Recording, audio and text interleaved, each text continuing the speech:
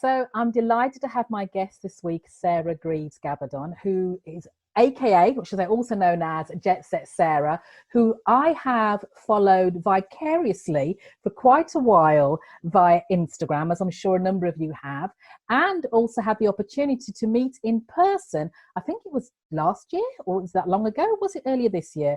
Before the lockdown, anyway. So, Sarah, welcome to This Woman Can. How are you doing? Thank you. I'm happy to be here and I'm doing well. I'm pivoting and I've turned my pivot into a pirouette and I'm actually enjoying myself. I'm pretty busy. So yes, thank you very much for having me. I'm happy to be here. Fantastic. Now, you probably have the enviable job of flying around the Caribbean and looking absolutely fabulous when you do it. So tell us about your journey and how you got to where you are today. Well, we only have a few minutes, so I'll give you the abridged version, which is basically that I've always had travel in my blood. My mother was from Barbados, my father's from Jamaica. They met in England. My father had moved there as a teenager. My mother went there to study nursing as a 21-year-old. They met, and like many people of Caribbean descent, when you're living somewhere like England or Canada, you're always going backwards and forwards to the country where your parents come from. Maybe they send you home for summer or Christmas or something. And so my point is, I've always had travel in my blood. I decided I wanted to make it a career. I studied hotel management in England at Bournemouth University and got into the PR side of it. And then from the PR side, segued into the travel writing side. So I have been a travel writer and travel magazine editor probably for maybe 20 years now. I'm not sure. I'm 53, so a long time ago. But and since 2012, I've actually been freelance, which was a huge leap for me. And that's when I created my brand, JetSetSarah. And I decided to call it JetSetSarah, not Caribbean Sarah, because while the Caribbean is my beat and it's my passion, and I feel very territorial about it, I joke that I call myself the Carivangelist because I'm spreading the gospel of the Caribbean all around. The gospel being that all the islands are different, different Yes, language, very different much. topography, etc. We're not all the same. So that is my mission in life, but I didn't want to limit myself. So I became JetSetSarah, and I write about other places too. I write about Australia, French Polynesia, and I write about style and fitness, because one of the things I've learned as a freelancer is you won't necessarily make all the money that you deserve, or not immediately anyway. So if I'm not, so I tell people that, the thing is that what I'm doing now, I would do if I didn't need the money. I do need the money, but if I were Yeah. independently wealthy, I would want to follow my passions, which are travel, shopping, and style and fitness. So I found a way to make a living these last 8 years writing about just that. Fabulous. Now, I'm so glad you slipped in your age there, because we are both women of a certain age. And Mhm. what I love about you is that the fact, how do I put this, is that the fashion, I remember when I was growing up that when maybe you hit 40 as a woman, there was a certain way you were supposed to dress, you were supposed to act, you were supposed to behave. Yet I think now in my Mhm. 50s, that has gone out the window. I don't understand where those rules come from, because I certainly Mhm. don't follow them. And I love the fact that you emulate that. Was that a deliberate thing, or is it just who you are? You know, I think that as I've gotten older, well, first of all, my baseline is that I'm an only child. I had an idyllic childhood with parents who, even now, I love to hang out with. Um, and so I started with a baseline of confidence. And I think that's really important. The baseline is confidence. But definitely, as I've become older, I would say, mm, mid 40s to now, I just feel as if I'm coming into the fullest expression of myself. I feel a freedom, and I was never a shy retiring person. I was never a shrinking violet, but I definitely feel a freedom now to just be proudly and boldly who I am. I Yeah. mean, let's face it, my personality is pretty much set now. I think I'm a pretty cool person. I don't really have any desire to change who I am in any significant way. It's not to say that I can't be flexible and adapt and compromise, but I am who I am, and I like who I am, and I like to express that absolutely in the things that I wear, the colors that I choose to wear, the clothing that I wear. It's all a way for me to telegraph who I am before I even open my mouth. And hopefully it's also a way to signal to people how I desire to be treated. Yes. You know, I put myself together with care. I like to joke and say that, you know, the way, you know, when I dress, and people compliment me, I say, well, I'm doing it for you, because I only see myself for 5 minutes in the mirror before I leave the house. But everyone I meet during the day is looking at me all day, right? So I like to give them something pleasant to look upon as they see me during the day. But, you know, I just think it's a confidence that comes with age and experience. And, oh, and a big part of it also is in 2011, so 9 years ago, I had weight loss surgery. I come from a family like many other Caribbean families where everyone was quite heavily overweight. Yeah. And I had always been, I had been cool with it up until a point. And once I realized that this is really affecting the quality of my life, I took that step to have weight loss surgery, and it's the best thing I've ever done. And certainly, I believe that gave me a huge new lease on life. Right. And of course, I went from going to just being able to stop in plus size stores to having the mall expand tenfold for me. And, you know, so now I feel free to go into any store and buy anything I like, because, you know, if you have a problem with me, that's your own business. That's not my business.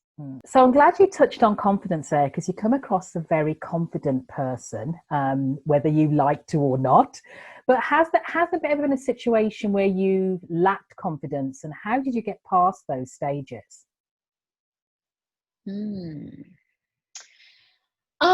Yes, there have been moments when I've lacked confidence. I think certainly when I was heavier personally, I think that I had somehow absorbed this idea that because I was fat, somehow I wasn't worthy of romantic love, or I would never get married or have boyfriends. And it sounds so ridiculous to say it now, but you know, it's really important the way you talk to children and the media that you consume, because all of those things are sending you, you know, the world can send you messages subliminally that you're not good enough, that you know, you're not worth whatever, you know, you're not going to get what you want. And I think that despite, you know, being a confident person and having parents and friends who loved me, I think I did absorb those gifts, those messages. And so, yeah, I had in earlier and before I had weight loss surgery, I think I absolutely was less confident about that. And then professionally, I absolutely have moments of insecurity, because, you know, I never ever thought that I would work for myself, that I would be self-employed. It was never a goal of mine. Like I said, I'm 53, so I was brought up in the era where you were told by your parents, right? You go to school, you get your degree, and then it is a smooth trajectory from leaving university until retiring. And of course, the world changed. It's not that that was bad advice, but the world completely changed. And I work in magazine publishing, which had a sea change slash, you know, tanked back in the early 2000s.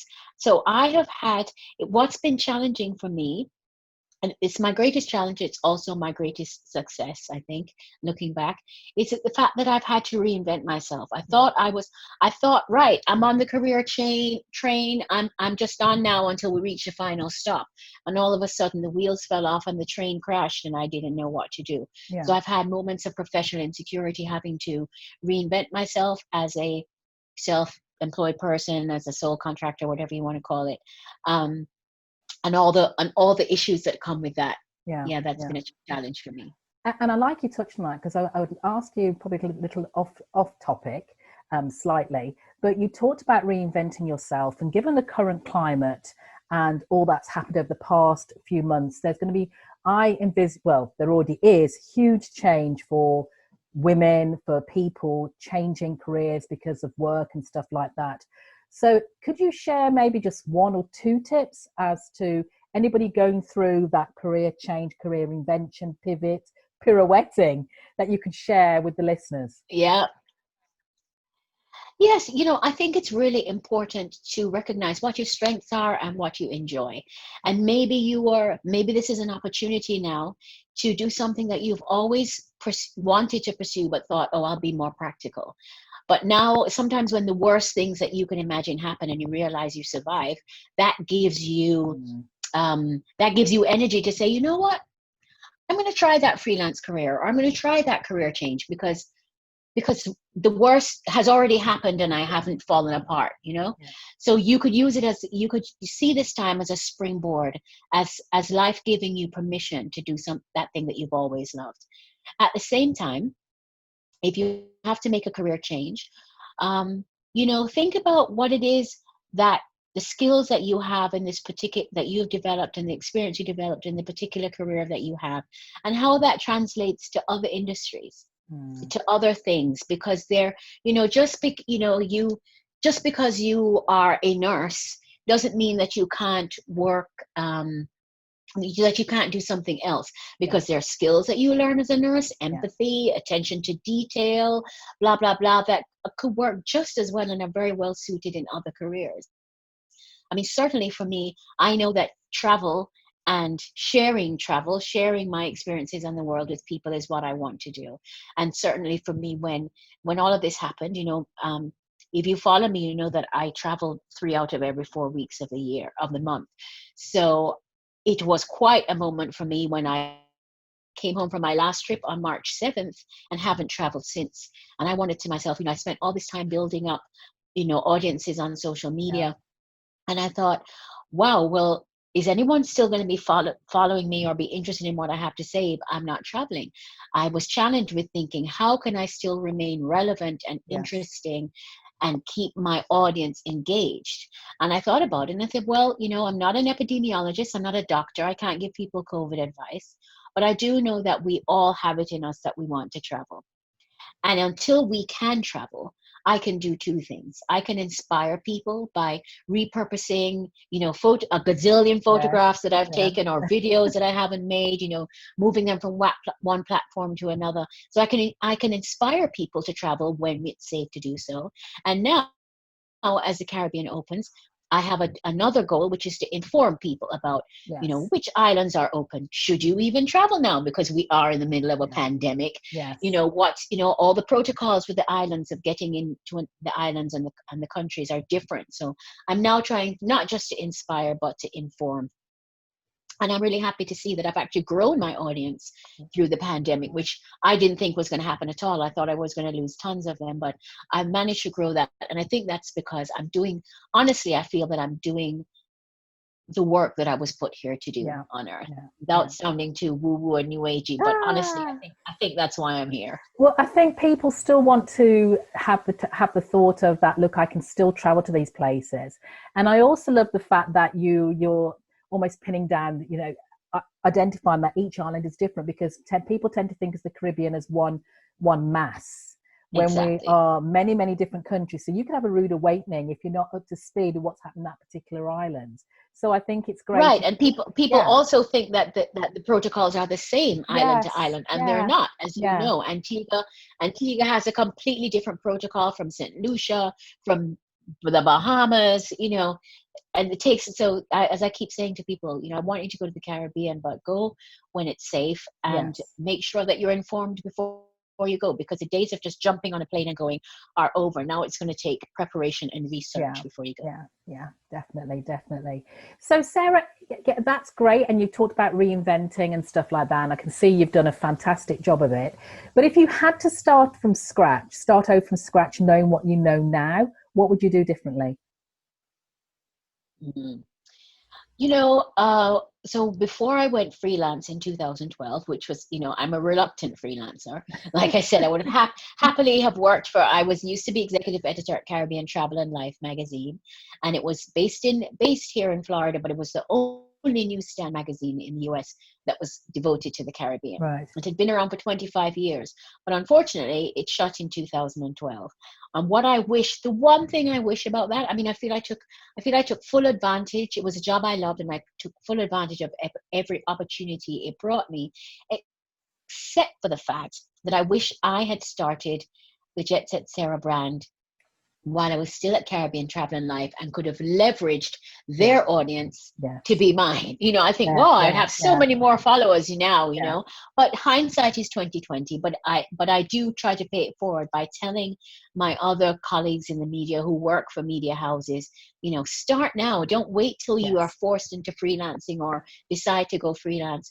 Start now. If you have a way to enjoy the halo effect of another brand to develop your own Yeah. and leverage that for your own followers, absolutely do that. Yeah. So it's not a huge deal, but I do wish that I had done that differently. But Yeah. that's the one thing I think. And I think that's a great point, irrespective of what industry you're in. People underestimate that you are the brand, regardless of who you work for. So whether that's on social media, whether that's in real life, people are looking at who you are and what you stand for. So it's a great time to actually build your brand from the get-go.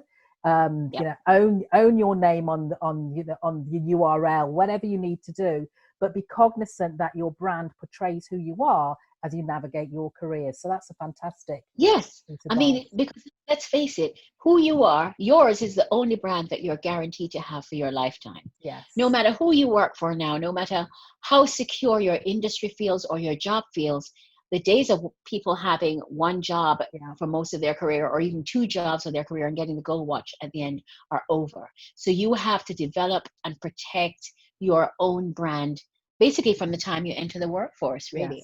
Yes, definitely. So thank you. So Sarah, share with us a success quote or mantra that you use and why it's meaningful for you.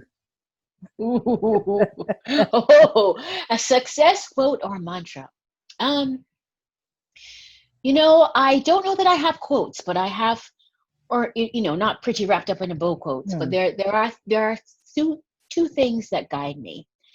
My grandmother would always encourage me to take advantage of every single opportunity that came my way, whether I thought I wanted it or not. Yeah. To always say yes. Say yes, and then figure out how you're going to do it, later, right? Just say yes. And so, and just welcome everything that comes to you. And so I definitely use that in my life. I try not to make it. We all get insecure and have moments of fear and want to say no to something that's new. And I try to resist that and think, okay, yes, even if it's yes, but even if it's yes, I can do that, but I can't do it for 4 days. I can do it for 2. Or yes, I can do the webinar, but I can't, do the, I don't know, whatever, you know what I mean? It's the only way, when you are uncomfortable is when you grow. Yes. If you're too, right? Yeah. All the progress that you want lies at the edge of fear and discomfort. And so you have to push yourself. And I think that's what I translate my grandmother's words to mean. Yeah. And also I ask myself, I always honestly put my own happiness first.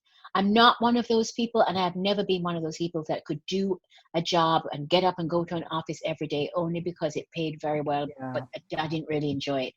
I've always had to enjoy things and make myself happy. So when I do have a choice, I mean, because of course every one of us has things in our lives that we do that don't make us happy, but we have to do them. Yes. And you grit your teeth, you muscle up and you do them. But when you have a chance, choose the thing that makes you happy. Choose the thing that makes your heart sing, because otherwise, what's the point? That's what life is about, right? So I try to say yes, and I try to make myself happy at every opportunity. Fantastic. So what was the last thing you said yes to that you were like, okay, I'm saying yes, but I'm saying yes with a little bit of a wobble? I did. Yes, there was 3 weeks ago. There's of course, all travel conferences have been cancelled. Yeah. But it had been one of my goals. At the beginning of this year, I felt so good about 2020, nice even numbers, symmetrical. Yes. It looks good. It sounds good, right? And I felt the best about a new year than I felt in ages. Yeah. And my year started off very well. And I had just a few very small, a few tightly edited professional goals. And one of them was that I wanted to develop the JetSetSarah brand. I wanted to basically do my own PR. Right.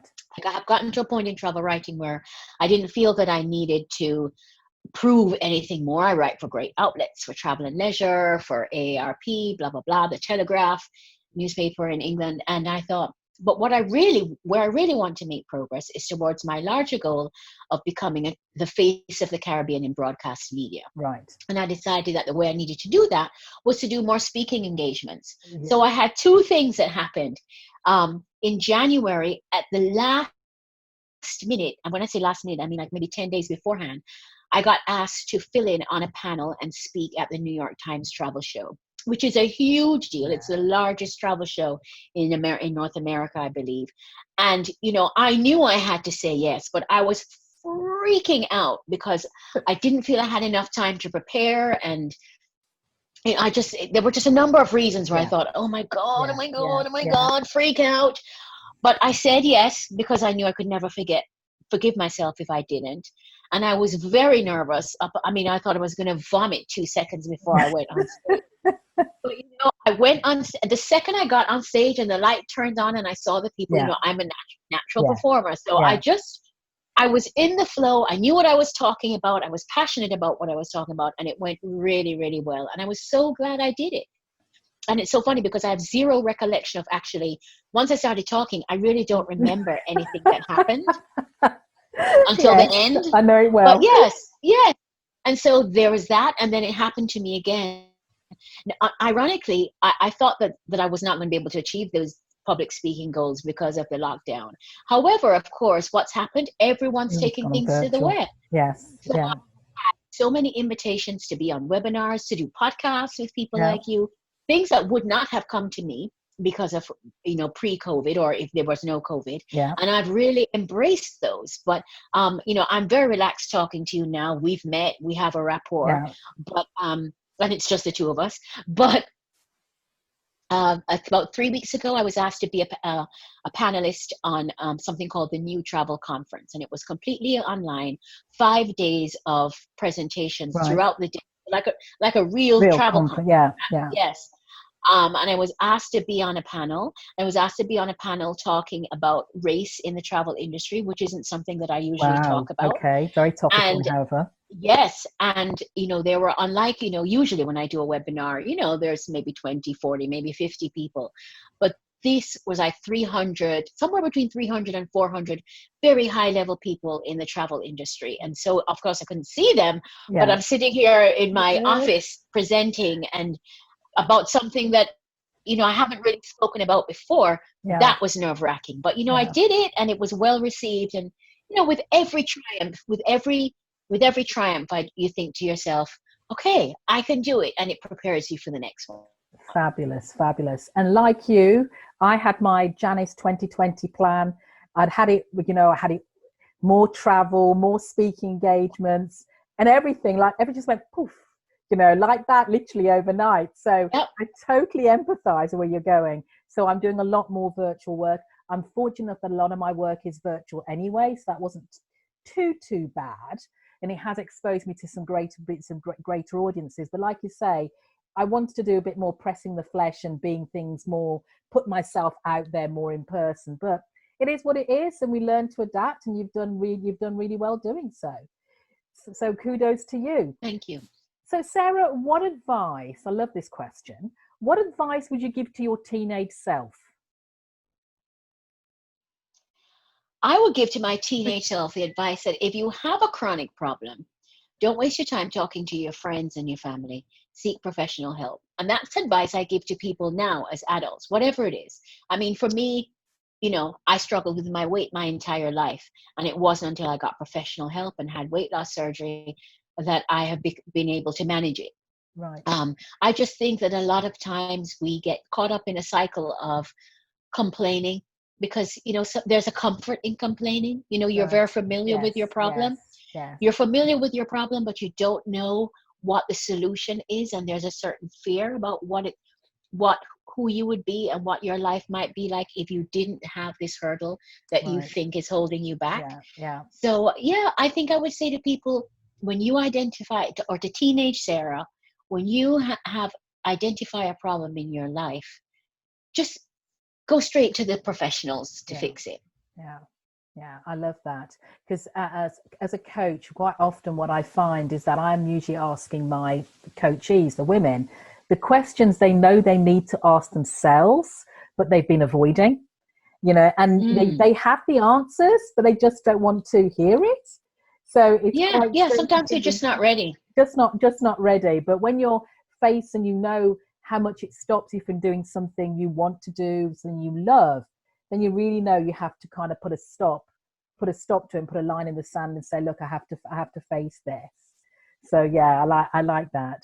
So Sarah, if you could choose your own mentor, who would it be and why?